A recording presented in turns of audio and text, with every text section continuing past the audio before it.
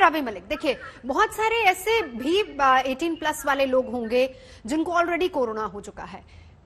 Priority के हिसाब से पहली बात तो वो भी ये सोच रहे हैं कि हमको तो कोरोना हो गया, क्या हम वैक्सीनेशन के लिए जाएं नहीं जाएं, अभी जाएं या थोड़ा और वेट कर लें, उनके लिए आप क्या कहेंगे?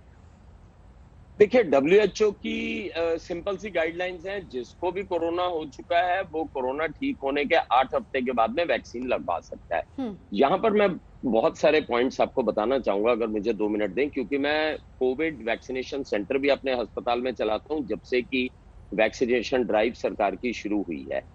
इस वक्त प्रॉब्लम ये आ रही है कि लोगों का एकदम हजूम आ रहा है। पहले लोगों के अंदर रिजर्वेशन थी, अब लोगों को ये पता चल गया कि 15 करोड़ डोजेस तो दे दी और किसी की कोई मृत्यु नहीं हुई, कोई बहुत सीरियस साइड इफेक्ट नहीं है। और अंडर द बैकड्रॉप के इस वक्त बहुत सारे केसेस बढ़ रहे हैं। अब लोग जो हैं फुल्ली, अब उनमें कोई भ्रम नहीं है, बस उनमें ये एंग्जाइटी है कि हमें वैक्सीन लग जाए, खासकर की जो 18 से 45 साल वाले हैं, क्योंकि उनमें से बहुत सारे सिंगल अर्निंग मेंबर्स हैं, उनके छोटे छोटे बच्चे हैं, उनकी एप्रीहेंशन है। दूसरी चीज, आप देखिए 3 घंटे में अगर कोविन ऐप के ऊपर 88 लाख लोगों ने रजिस्टर कर दिया, तो अभी तो 2 दिन और बचे हैं और अभी तो पहली मई आएगी।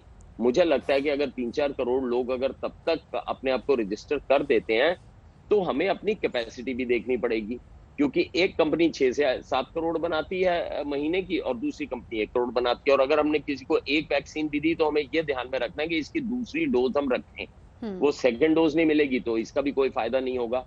तो इन सब चीजों को ध्यान में रखना है। सबसे इंपॉर्टेंट जो पॉइंट है, जितने भी प्राइवेट हॉस्पिटल्स हैं, सरकार कह रही है कि वो उनको हम वैक्सीन नहीं देंगे, वो डायरेक्टली मैन्युफैक्चरर से लें। अब प्राइवेट प्लेयर्स आउट हो जाएंगे।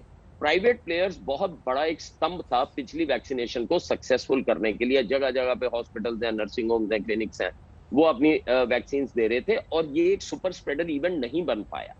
लेकिन अब 18 से 45 साल में, आपकी नॉलेज में ला दूं, 40 करोड़ लोग हैं, 40 करोड़ लोग हैं हमारे देश में, लगभग 18 से 45 साल में। अब ये अगर 40 करोड़ लोग जो हैं और सबके सब एंशियस हैं कि हमें फर्स्ट डोज भी लगे, हमें सेकंड डोज भी लगे, और पुराने वाले भी जो हैं, बहुत सारे लोग हैं जो कि रुक गए हैं, और बल्कि उनसे पुराने वाले भी, मेरे को अभी भी फोन आते हैं कि हेल्थ केयर वर्कर थे जी, नर्स थे जी, उस वक्त लगा नहीं पाई जी, ड्यूटी थी। तो ये बहुत सारे लोगों का वो है। तो सरकार को ये सुपर स्प्रेडर इवेंट ना बन जाए, इसकी मुझे बहुत ज्यादा आशंका है। सरकार वेल प्रिपेयर्ड है, जिस तरह से इतनी जबरदस्त ऐप बनाई है जिसमें कि 88 लाख लोगों को इमीडिएटली वो कर दिया, वो ठीक है। लेकिन सरकार को देखना पड़ेगा कि ये एक तो सुपर स्प्रेडर इवेंट ना बने, क्योंकि इस वैक्सीनेशन से करंट जो हमारी पीक आ रही है, इस पे फर्क नहीं पड़ने वाला। इस वैक्सीनेशन से करंट पीक पे फर्क नहीं पड़ने वाला, क्योंकि अब जो वैक्सीन देंगे वो 8 हफ्ते के बाद कारगर होगी। तो ये सारे मुद्दों को देख के हमें ये देखना है सुपर स्प्रेडर इवेंट ना बने।